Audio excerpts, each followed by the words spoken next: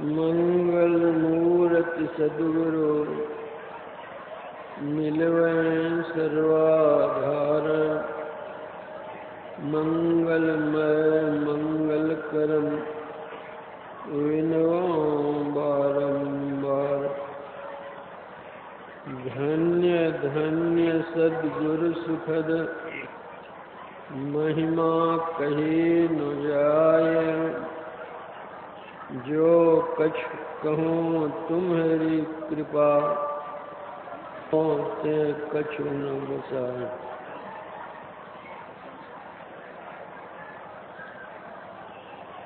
समवेत समादरणीय सज्जन वृंद, आदरणीय माताओं तथा भक्तिमती बहनों,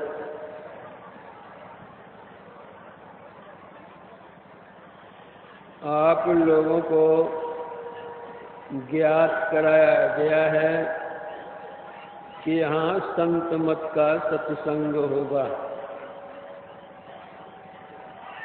संत मत कोई नया मत, नया धर्म, नया मजहब, नया संप्रदाय अथवा नया रिलीजन आदि नहीं है। यह परम पुरातन सनातन वैदिक मत है। वैदिक मत होते हुए भी यह किसी अवैदिक मत से राग रोष या ईर्ष्या द्वेष नहीं करता। संत मत में सभी संतों का समान रूप से सम्मान होता है। संत मत में कोई छोटे और कोई बड़े संत नहीं। चाहे किसी देश, किसी वेश, किसी जात, किसी पांच, किसी धर्म, मजहब, संप्रदाय, रिलीजन आदि के संत क्यों न हो, सभी संत एक हैं।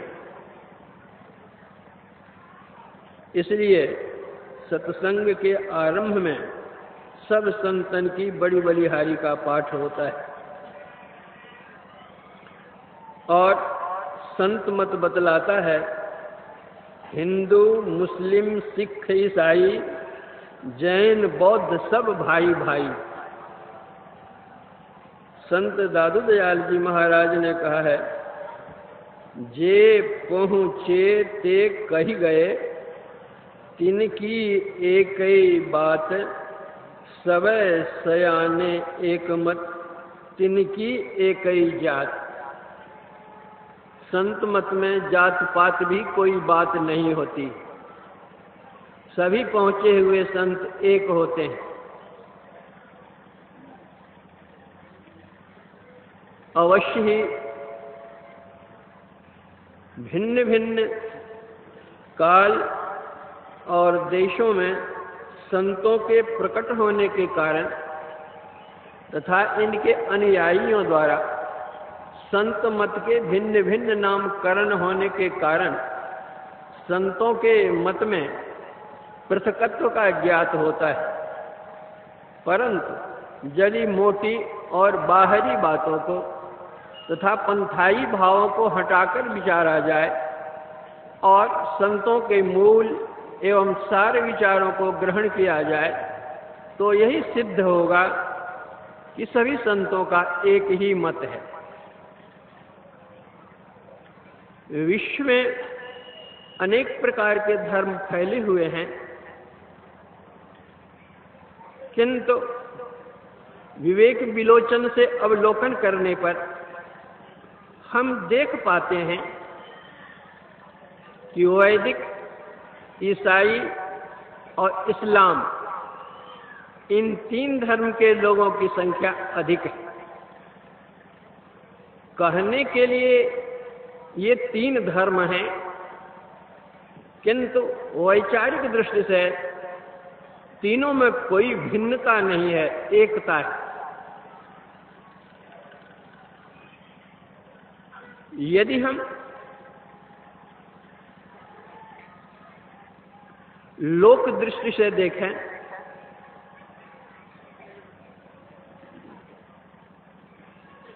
पारिवारिक दृष्टि से देखें, आध्यात्मिक दृष्टि से देखें, धार्मिक दृष्टि से देखें, जिस किसी भी दृष्टि से हम देखना चाहें, तो तीनों में एकता का बोध होता है।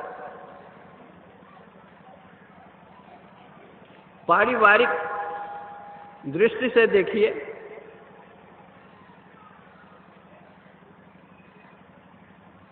हम वैदिक धर्मावलंबी को देखते हैं। संस्कृत का शब्द है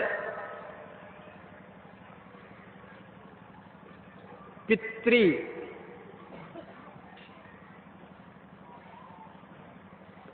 अंग्रेजी में हम उसी को फादर कहते हैं, और इस्लाम धर्म उसी को पितर संज्ञा से अभिहित करते हैं। वैदिक धर्मावलंबी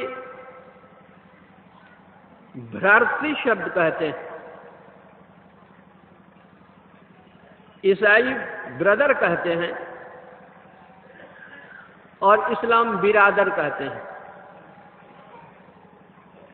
वैदिक मातृ कहते हैं, ईसाई मदर कहते हैं, और इस्लाम मादर कहते हैं। देशांतर के कारण शब्दांतर है, किंतु तत्वांतर नहीं है। कोई जल कहते हैं, कोई वाटर कहते हैं, कोई आब कहते हैं। तीन शब्द होने से चीजें तीन नहीं हो जाती, वह चीज एक ही रहती है। उसी तरह ईसाई धर्मावलंबी परम प्रभु परमात्मा को गॉड कहते हैं। इस्लाम धर्मावलंबी उसी को खुदा या अल्लाह कहते हैं। यहूदी जेहोवा कहते हैं, चीनी तितीन कहते हैं। वैदिक धर्मावलंबी उसी को ब्रह्म या परमात्मा कहते हैं।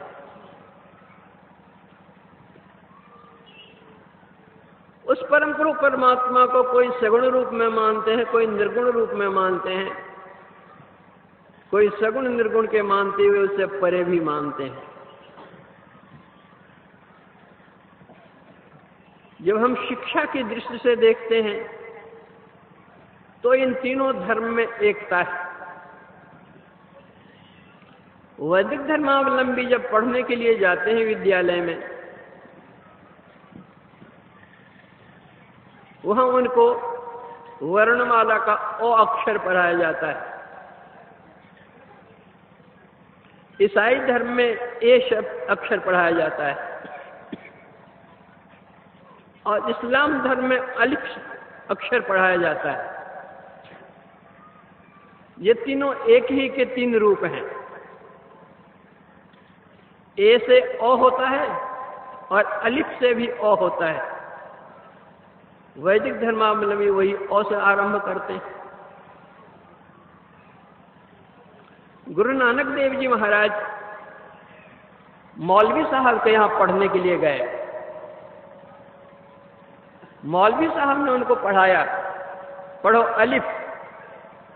गुरु नानक देव जी ने पढ़ा अलिफ। मौलवी साहब ने पढ़ाया, पढ़ो बे। गुरु नानक देव जी ने पढ़ा बे। गुरु नानक देव जी महाराज पूछते हैं कि मौलवी साहब अलिफ का अर्थ क्या होता है? मौलवी साहब ने समझा अलिफ का अर्थ होता है एक। गुरु नानक देव जी महाराज ने पूछा बे का अर्थ क्या होता है? मौलवी साहब ने कहा दूसरा। गुरु नानक देव जी महाराज ने कहा कि मौलवी साहब पहले उस एक को जान लेने दीजिए, तब हम दूसरा जानेंगे। यह संत मत उसी एक का ज्ञान देता है। उस एक को जानो। उस एक को जान लेने के बाद और कुछ जानने के लिए बाकी नहीं रहता।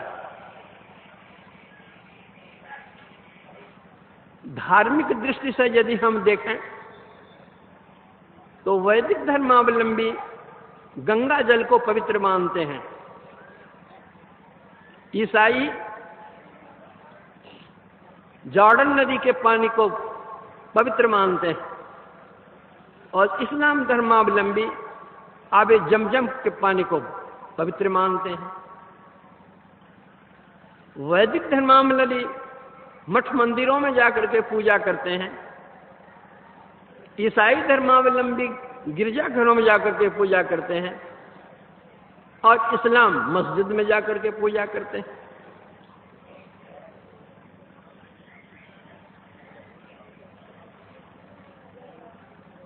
ये तीनों वास्तव में आस्तिक धर्मावलंबी हैं।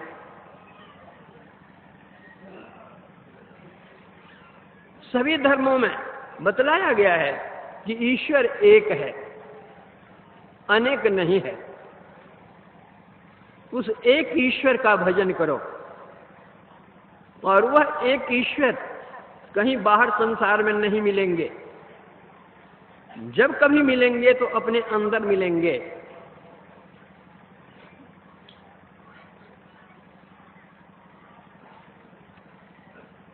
मठ या मंदिर में भगवान बैठे हुए हैं ऐसी बात नहीं है। गिरजा में गॉड बैठे हुए हैं ऐसी बात नहीं है। मस्जिद में अल्लाह या खुदा बैठे हुए हैं ऐसी बात नहीं है। वह तो पूजा स्थल है। घर के कोलाहल से दूर एकांत स्थान में जाकर के भगवत चिंतन करते हैं, अल्लाह की याद करते हैं। वह पूजा स्थल है, न कि उसमें वे बैठे हुए हैं। जब हम मस्जिद जाते हैं तो वहां हम देखते हैं कि एक बत्ती जल रही होती है और मौलाना साहब, मुल्ला साहब अजान देते हैं, अल्लाह अकबर की जोर से आवाज करते हैं। जब हम गिरजा जाते हैं तो वहां देखते हैं मोमबत्ती जलती रहती है और वहां एक घंटा टंगा हुआ रहता है। जब हम मठ या मंदिर में जाते हैं तो वहां देखते हैं कि भगवान के सामने में आरती उतारी जाती है और घड़ी घंट भी बजता है। यह क्या है? यह बतलाया जाता है दीपक, मोमबत्ती या आरती यह प्रकाश का प्रतीक है। मुल्ला साहब की जो आवाज है या घर दीपक जलता है वह प्रकाश का प्रतीक है और जो आवाज देते हैं वह शब्द का प्रतीक है। गिरजा में जो घंटा टंगा हुआ वह शब्द का प्रतीक है और मोमबत्ती जलती वह प्रकाश का प्रतीक है। यह बतलाया जाता है कि वह प्रकाश और शब्द तुम्हारे अंदर है। उस प्रभु को पाना चाहते हो तो अपने अंदर के प्रकाश को और अंदर के शब्द को ग्रहण करो। जो उस प्रकाश को और शब्द को ग्रहण करते हैं वे प्रभु के पास जाते हैं और उनके सारे दुख समाप्त हो जाते हैं। इसलिए संत सूरदास जी महाराज ने कहा है, ताते से ये यदुराई संपत्ति विपत्ति, विपत्ति सो संपत्ति, देह धरे कोई है सुहाई। तरवर फूले फले परिहरे अपने काल ही पाई। सरवर नीर भरे पुण्य उम्रे सूखे खे उड़ाई। द्वितीय चंद बाढ़त ही बाढ़त घटत घट